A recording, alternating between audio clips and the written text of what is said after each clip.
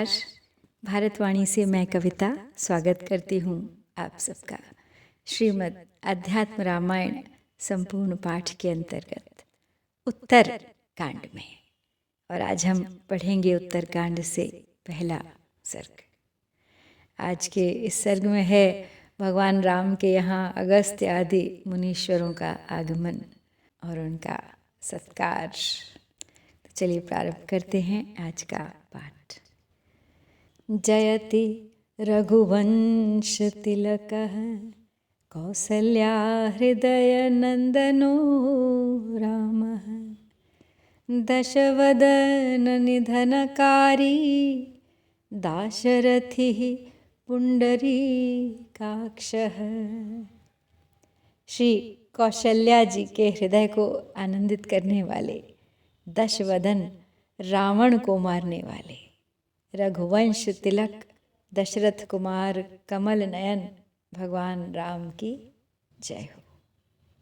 पार्वत्युवाच अथ रामः किं करोत् कौसल्या नन्दवर्धनः हत्वा मृधे रावणादीन् राक्षसान् भीमविक्रमः अभिषिक्तस्त्वयोध्यायां सीतया सह राघवः मायामानुषतां प्राप्य कति वर्षाणि भूतले स्थितवान् लीलया देवः परमात्मा सनातनः अत्यजन्मानुषं लोकं कथमन्ते रघुद्वहः एतदाख्याहि भगवन् श्रद्धधत्या मम प्रभो श्रद्धधत्या मम प्रभो कथा पीयूषमास्वाद्य तृष्णा मे अतीव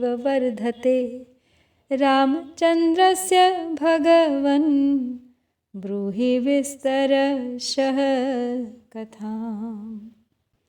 श्री महादेव उवाच राक्षसानां वधं कृत्वा राज्ये राम उपस्थिते आययुर्मुनयः सर्वे श्रीराममभिवन्दितुं विश्वामित्रो असितः कण्वो दुर्वासा भृगुरङ्गिराः कश्यपो वामदेवो अत्रिस्तथा सप्तर्षयो अमलाः अगस्त्यः सह शिष्यैश्च मुनिभिः सहितोऽभ्यगात् द्वारमासाद्य रामस्य द्वारपालम् अथाब्रवीत् ब्रूहि रामाय मुनयः समागत्य बहिः स्थिताः अगस्त्य प्रमुखाः सर्वे आशीर्भिरभिनन्दितुम्। तो पार्वती जी बोली महादेव जी से कि कौशल्या के आनंद को बढ़ाने वाले महापराक्रमी श्री रामचंद्र जी ने युद्ध में रावण आदि राक्षसों को मारकर अयोध्यापुरी में सीता जी के सहित राज्याभिषिक्त होने के अनंतर कौन सा कार्य किया। लीला ही से माया मानव भाव को प्राप्त हुए वे सनातन परमात्मा पृथ्वी तल पर फिर कितने वर्ष रहे तथा अंत में उन रघुनंदन ने इस मर्त्य लोक का किस प्रकार त्याग किया। हे प्रभु, मुझ श्रद्धावती को आप अब यह सब वृत्तांत सुनाइए। हे भगवान, श्री राम कथामृत का आस्वादन करने से मेरी तृष्णा बहुत ही बढ़ती जाती है, इसलिए आप श्री रामचंद्र जी की आगे की कथा विस्तार पूर्वक कहिए। तो श्री महादेव जी बोले, हे पार्वती, राक्षसों का वध करने के बाद भगवान राम के राजपद पर विराजमान होने पर समस्त मुनिजन उनका अभिवादन करने के लिए आए।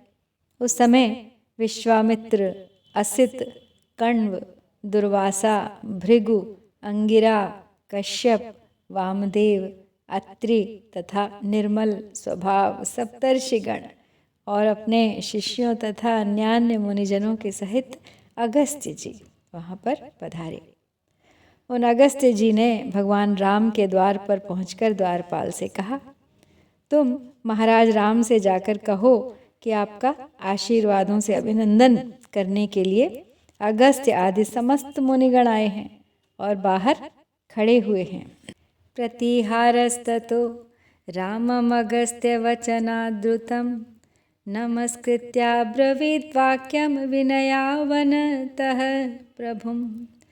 कृताञ्जलिरुवाचेदमगस्त्यो मुनिभिः सह देवत्वदर्शनार्थाय प्राप्तो बहिरूपस्थितः। तमुवाच द्वारपालं प्रवेशय यथा सुखं पूजिता विविशुर्वेश्म नानारत्नविभूषितं। दृष्ट्वा रामो मुनीन् शीघ्रं प्रत्युत्थाय कृताञ्जलिः पाद्यार्घ्यादिभिरापूज्यगां निवेद्य यथाविधि नत्वा तेभ्यो ददौ दिव्यान्यासनानि यथार्हतः। उपविष्टाः प्रहृष्टाश्च मुनयो रामपूजिताः।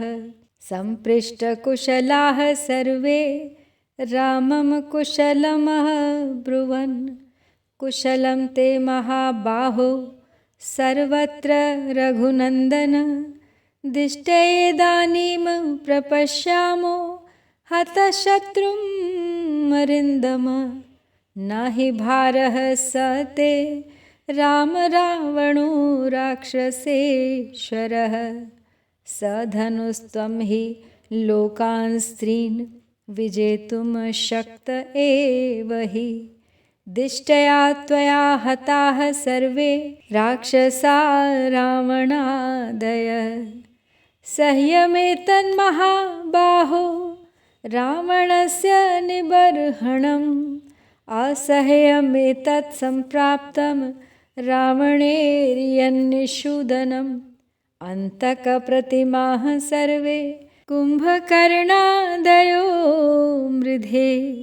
अन्तकप्रतिमैर्बाणैर्हतास्ते रघुसत्तम। दत्ता चेयं त्वयास्माकं पुरा ह्यभयदक्षिणा। हत्वा रक्षो गणान् संख्ये कृतकृत्योऽद्य जीवसि। द्वारपाल अगस्त्य जी को देखते ही बस श्री राम के पास पहुँचे उन्हें सूचना देने के लिए। बोले, देव आपके दर्शनों के लिए मुनियों के सहित श्री अगस्त्य जी आए हैं और बाहर खड़े हुए हैं। भगवान राम ने द्वारपाल से कहा, उन्हें आनंद पूर्वक भीतर ले आओ। तब मुनियों ने विधिवत पूजित होकर नाना प्रकार के रत्नों से विभूषित महल में प्रवेश किया। भगवान राम मुनियों को देखते ही तुरंत हाथ जोड़कर खड़े हो गए और अर्घ्य पाद्यादि से उनका पूजन कर उन्हें विधिपूर्वक एक एक गौ भेंट की। फिर उन सबको नमस्कार कर यथा योग्य दिव्य आसन दिए। उन पर वे मुनिगण भगवान राम से पूजित होकर अति हर्षपूर्वक विराजमान हुए। श्री रामचंद्र जी द्वारा कुशल पूछे जाने पर सबने अपनी कुशल कही और उनसे बोले, हे रघुनंदन, हे महाबाहो, तुम्हारे राज्य में तो सर्वत्र कुशल है ना। हे शत्रु दमन, आज हम बड़े भाग्य से आपको शत्रुहीन देख रहे हैं। हे राम, आपके लिए राक्षस राज रावण का मारना कुछ भारी नहीं था, क्योंकि आप धनुष धारण करने पर तीनों लोकों को जीतने में भी समर्थ हैं। हमारे सौभाग्य से आपने रावण आदि सभी राक्षसों को मार डाला। और हे महाबाहो, रावण का मारना तो फिर भी सुगम था, परंतु रावण के पुत्र मेघनाद का वध करना तो बड़ा ही दुष्कर कार्य था। ये कुंभकर्ण आदि सभी राक्षस युद्ध में काल के समान थे। हे रघुश्रेष्ठ, वे सब आपके काल के समान कराल बाणों से मारे गए। आपने हमें तो पहले ही अभयदान दे दिया था, अब आप स्वयं भी इन राक्षसों को युद्ध में मार कर कृत्य हुए जीवित हैं। श्रुत्वा तु भाषितं तेषां मुनीनां भावितात्मनां विस्मयं परमं गत्वा रामः प्राञ्जलिरब्रवीत् रावणादीन् अतिक्रम्य कुम्भकर्णादिराक्षसान् त्रिलोकजयिनो हित्वा किं प्रशंसथ रावणीं ततस्तद्वचनं श्रुत्वा राघवस्य महात्मनः कुम्भयोनिर्महातेजा रामं प्रीत्या वचोऽब्रवीत् शृणु राम यथावृत्तं रावणे रावणस्य च जन्म कर्म वरादानं संक्षेपाद्वदतो मम पुरा कृतयुगे रामपुलस्त्यो ब्राह्मणः सुतः तपस्तप्तुं गतो विद्वान् मेरोः पार्श्वं महामतिः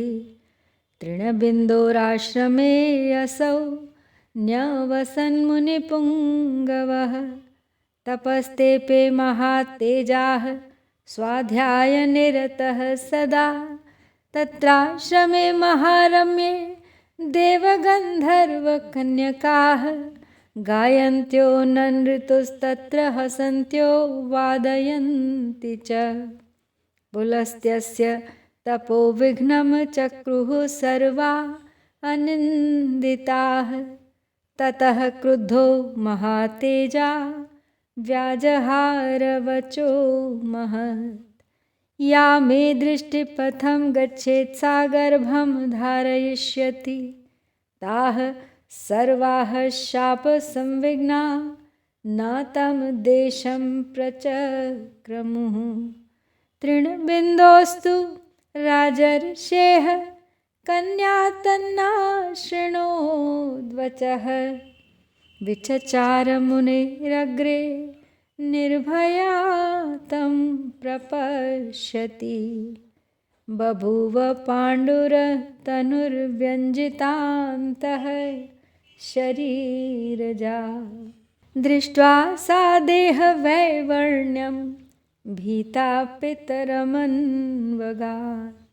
तृणबिन्दुश्च तां दृष्ट्वा राजर्षिरमितद्युतिः ध्यात्वा मुनिकृतं सर्वं वैद्विज्ञानचक्षुषा तां कन्यां मुनिवर्याय पुलस्त्याय ददौ पिता तां प्रगृह्याब्रवीत् कन्यां बाढमित्येव स द्विजः शुश्रूषणपरां दृष्ट्वा मुनिः प्रीतोऽब्रवीत् वचः दास्यामि पुत्रमेकं ते उभयोर्वंशवर्धनम्।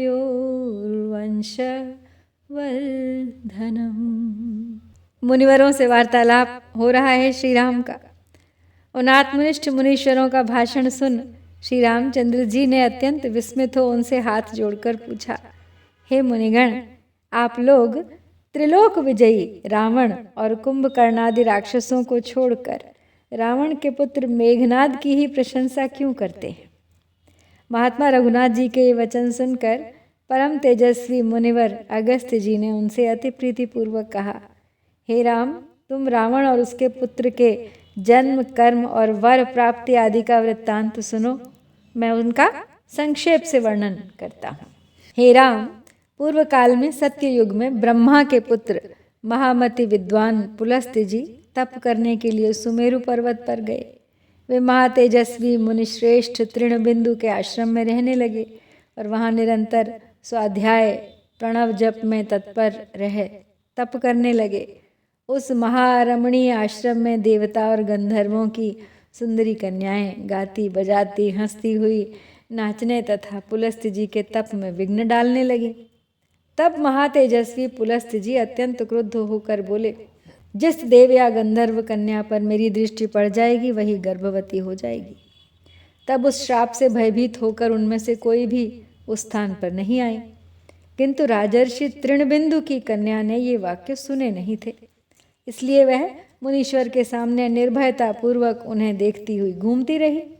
अब इससे वह गर्भावस्था को प्राप्त हो पीली पड़ गई और उसके लक्षण साफ साफ प्रतीत होने लगे। प्रकट होने लगे। अपने शरीर को विवर्ण हुआ देख वह डरती हुई अपने पिता के पास आई। जब उसे महातेजस्वी राजर्षि तृणबिंदु ने देखा तो उन्होंने ध्यान द्वारा अपनी ज्ञान दृष्टि से मुनिवर पुलस्त्य का सब कृत्य जान लिया। तब पिता तृणबिंदु ने वह कन्या मुनिश्रेष्ठ पुलस्त्य को दी और उन्होंने बहुत अच्छा कह उसे स्वीकार कर लिया।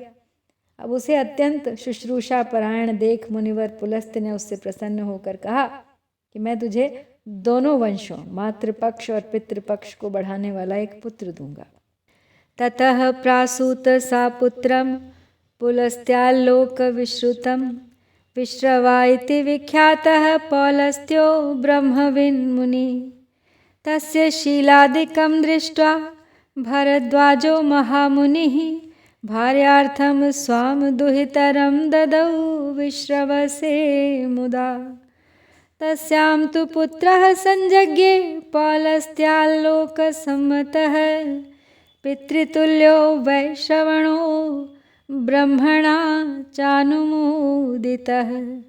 ददौ तत्तपसा तुष्टो ब्रह्मा तस्मै वरं शुभं मनोऽभिलषितं तस्य धनेशत्वमखण्डितं। ततो लब्धवरः सोऽपि पितरं द्रष्टुमागतः पुष्पकेण धनाध्यक्षो ब्रह्मदत्तेन भास्वता। नमस्कृत्याथ पितरं निवेद्य तपसः फलं प्राह मे भगवान् ब्रह्मा दत्त्वा वरमनिन्दितं। निवासाय न मे स्थानं दत्तवान् परमेश्वरः ब्रूहि मे नियतं स्थानं हिंसा यत्र न कस्यचित्। विश्रवापि तं प्राह लङ्कानां पुरी शुभा राक्षसानां निवासाय निर्मिता विश्वकर्मणा। त्यक्त्वा विष्णुभयाद्वैत्या विविशुस्ते रसातलं सा पुरी दुष्प्रधर्षाण्यैर्मध्ये सागरमास्थिता। तत्र वासाय गच्छत्वं नान्यैः साधिष्ठिता पुरा पित्रादिष्टस्त्वसौ गत्वा तां पुरीं धनदो विशत्। तब उस कन्या ने पुलस्त्य जी द्वारा एक त्रिलोक विख्यात पुत्र को जन्म दिया, जो पुलस्त्य पुत्र ब्रह्मवेत्ता मुनीश्वर विश्रवा के नाम से प्रसिद्ध हुआ। विश्रवा का शील स्वभाव आदि देखकर महामुनि भरद्वाज ने प्रसन्न होकर उन्हें अपनी पुत्री विवाह दी। उससे पुलस्त्य नंदन विश्रवा ने एक त्रिलोकी में प्रतिष्ठित पुत्र उत्पन्न किया। वह विश्रवा का पुत्र अपने पिता ही के समान था तथा ब्रह्मा जी ने भी उसकी प्रशंसा की थी। उसके तप से प्रसन्न होकर ब्रह्मा जी ने उसे मनोवांछित श्रेष्ठ वर देकर अखंडित धनेश्वरता प्रदान कर दी। तो ब्रह्मा जी के वरदान से धनाध्यक्ष होकर वह उन्हीं के दिए हुए महातेजस्वी पुष्पक विमान पर चढ़कर अपने पिता से मिलने के लिए आया और उन्हें अपने तप का फल निवेदन कर प्रणाम करके बोला, भगवान ब्रह्मा जी ने मुझे यह अत्युत्तम वर दिया है, किंतु उन परमेश्वर ने मुझे रहने के लिए कोई स्थान नहीं दिया है। अतः आप मुझे कोई ऐसा निश्चित स्थान बताइए जहाँ रहने से किसी की हिंसा न हो। तब विश्रवा ने उससे कहा, दानवों के विश्वकर्मा ने लंका नाम की एक सुंदर पुरी राक्षसों के रहने के लिए बनाई है, किंतु दैत्य लोग विष्णु भगवान के भय से उसे छोड़कर रसातल को चले गए हैं। उस पुरी का किसी शत्रु से आक्रांत होना अत्यंत कठिन है, क्योंकि वह समुद्र के बीच में बसी हुई है। तुम वहीं रहने के लिए जाओ। उस पुरी पर इससे पहले और किसी का अधिकार नहीं हुआ है। तब धनपति कुबेर ने पिता की आज्ञा से जाकर उस पुरी में प्रवेश किया। वहाँ अपने पिता की सम्मति से उन्होंने बहुत समय तक निवास किया। सा तत्र सुचिरम कालम उवास पितृ सम्मतः कस्यचित्वथ कालस्य सुमाली नाम राक्षसः रसातलान् मर्त्यलोकं चचार पिशिताशनः गृहीत्वा तनयां कन्यां साक्षाद्देवीमिव श्रियम् अपश्यद्धनदं देवं चरन्तं पुष्पकेण सह हिताय चिन्तयामास राक्षसानां महामनाः उवाच तनयां तत्र कैकसीं नामतः वत्से विवाहकालस्ते यौवनं चातिवर्तते प्रत्याख्यानाच्च भीतैस्त्वं न वरैर्गृह्यसे शुभे सा त्वं वरय भद्रं ते मुनिं ब्रह्मकुलोद्भवं स्वयमेव ततः पुत्रा भविष्यन्ति महाबलाः ईदृशाः सर्वशोभाढ्या धनदेन समाः शुभे तथेति साश्रमं गत्वा मुनेरग्रे व्यवस्थिता लिखन्ति भुवमग्रेण पादेनाधोमुखी स्थिता तां पृच्छन् मुनिः का त्वं कन्यासि वरवर्णिनी सा ब्रवीत् प्राञ्जलिर्ब्रह्मन् ध्यानेन ज्ञातुमर्हसि ततो ध्यात्वा मुनिः सर्वं ज्ञात्वा तां प्रत्यभाषत ज्ञातं तवाभिलषितं मत्तः पुत्रानभीप्ससि दारुणायां तु वेलायामागतासि सुमध्यमे अतस्ते दारुणौ पुत्रौ राक्षसौ सम्भविष्यतः सा ब्रवीन्मुनिशार्दूल त्वत्तोऽप्येवं विधौ सुतौ तामाह पश्चिमो यस्ते भविष्यति महामतिः।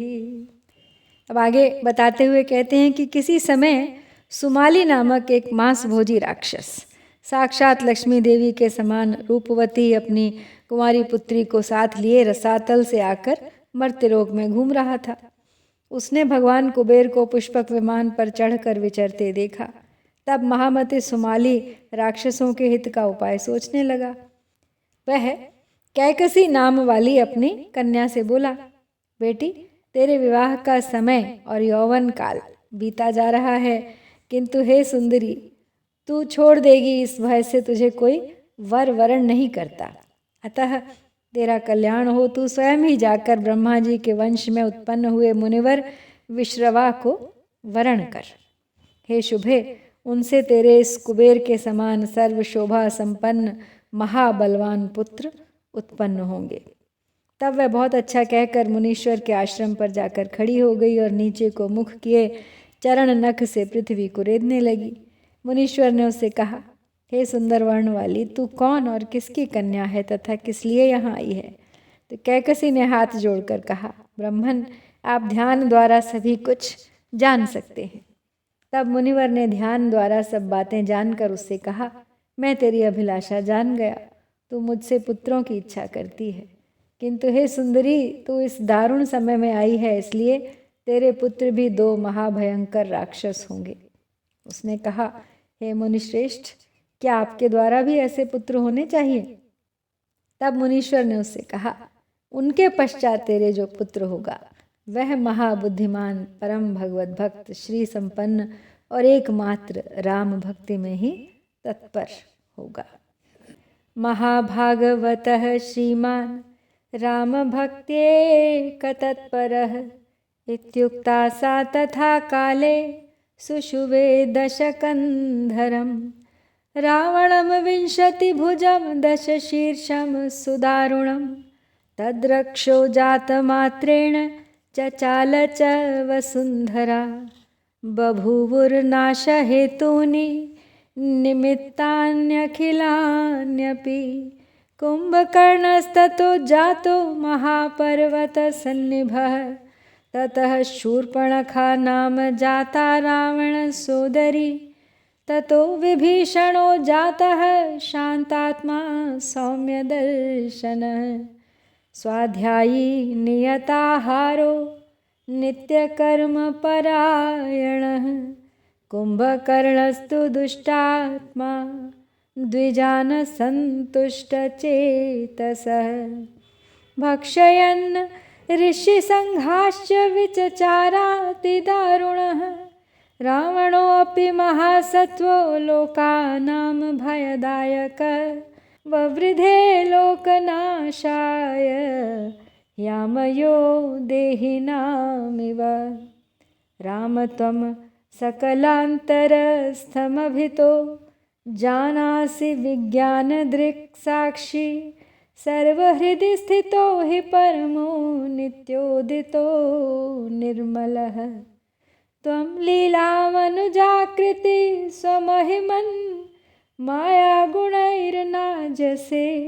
लीलार्थं प्रतिचोदितो अद्य भवता वक्ष्यामि रक्षोद्भवम् जानामि केवलम् अनन्तं चिन्त्य शक्तिं चिन्मात्रमक्षरमजं विदितात्मं तत्त्वं त्वां राम गूढनिजरूपम् अनुप्रवृत्तो मूढोऽप्यहं भवदनुग्रहतश्चरामि एवं वदन्तमिनवंशपवित्रकीर्तिः कुम्भोद्भवं रघुपतिः प्रहसन् बभाषे मायाश्रितं सकलम् एतदनन्यकत्वान्मत्कीर्तनं जगति पापहरं निबोध। तो अब मुनीश्वर के ऐसा कहने पर उसने यथा समय 10 सिर और 20 भुजाओं वाले अति भयंकर रावण को जन्म दिया। उस राक्षस के जन्म लेते ही पृथ्वी कांपने लगी और संसार के नाश के समस्त कारण उपस्थित हो गए। उसके पश्चात महापर्वत के समान बड़े डील डौल वाला कुंभकर्ण उत्पन्न हुआ। फिर रावण की बहन शूर्पणखा का जन्म हुआ और उसके पीछे अति शांत चित्त सौम्य मूर्ति विभीषण उत्पन्न हुआ, जो अत्यंत स्वाध्यायशील, मिताहारी और नित्य कर्म परायण था। अत्यंत दारुण दुष्टात्मा कुंभकर्ण संतुष्ट चित्त ब्राह्मण और ऋषियों के समूहों को भक्षण करता हुआ पृथ्वी पर घूमने लगा तथा संपूर्ण लोकों को भयभीत करने वाला महाबली रावण भी प्राणियों का नाश करने वाले रोग के समान त्रिलोकी को नष्ट करने के लिए बढ़ने लगा। हे राम, आप सबके अंतःकरणों में विराजमान हैं और साक्षी रूप से अपनी ज्ञान दृष्टि द्वारा सबके हृदय स्थित विचारों को भली भांति जानते हैं। आप परम श्रेष्ठ, नित्य प्रबुद्ध और निर्मल हैं। हे अपनी महिमा में स्थित रहने वाले परमेश्वर, आपने लीला से ही यह मनुष्य रूप धारण किया है, किंतु आप माया के गुणों से लिप्त नहीं होते। आपने लीलावश मुझसे पूछा है, इसीलिए मैं यह राक्षसों का जन्म वृत्तांत सुना रहा हूँ। हे राम, मैं आपको एकमात्र अनंत अचिंत्य शक्ति चिन्मात्र अक्षर अजन्मा और आत्मबोध स्वरूप जानता हूँ तथा माया के द्वारा अपने स्वरूप को गुप्त रखने वाले आप में भजन परायण हो मैं मूढ़ भी आपकी कृपा से स्वच्छंद विचरता हूँ।